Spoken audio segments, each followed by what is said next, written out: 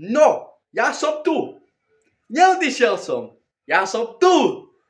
Čaute, moje meno je Maťo Štýler a ja vás vítam u nového videa. Tak, chcel by som odštartovať novú sériu. Dúfam, že sa mi to podarí úspešne dať. Lebo keď sa mi to neúspešne podarí, tak sme v brdelke. Nová séria spočíva v tom plus a minus. Plus a minus. Čo to je za séria? Čo je to? A čo chceš tam riešiť? Tak toto bude prvé uvítacie video plus versus minus. Plus a minus. Plus versus minus, alias nová séria. Séria bude spočívať v tom, že táto séria sa bude točiť o hociakých produktoch. Takže napríklad napíšete teraz do komentárov iPhone 15 Pro Max. Zhodnotíme si jeho plusy a jeho minusy. A keď napríklad vyjde, že je to dobrý alebo nedobrý, tak ho odporúčam, nech si to kúpite alebo nie.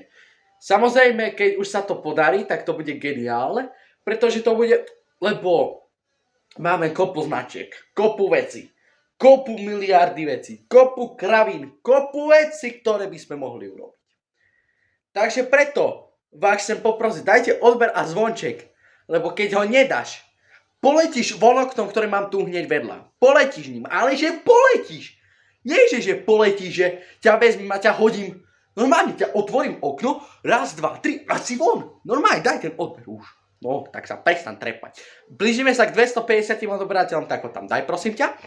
No, takže by som chcel takto začať sériu. Samozrejme bude aj reakcia, čo sa tu chce v Poprade, aby ste mali o tom aj vy prehľad, aby náhodou sa niečo nestalo. Tak, plus a minus. Napíšte do komentárov čo a jak. Vidíme sa v ďalšom videu. Ja dúfam, že sa moja videa vám páčia.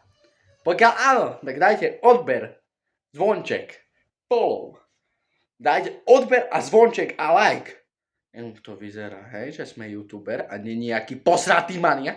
A ja sa s vami teším u ďalšieho pekného, kvalitného videa. Čaute.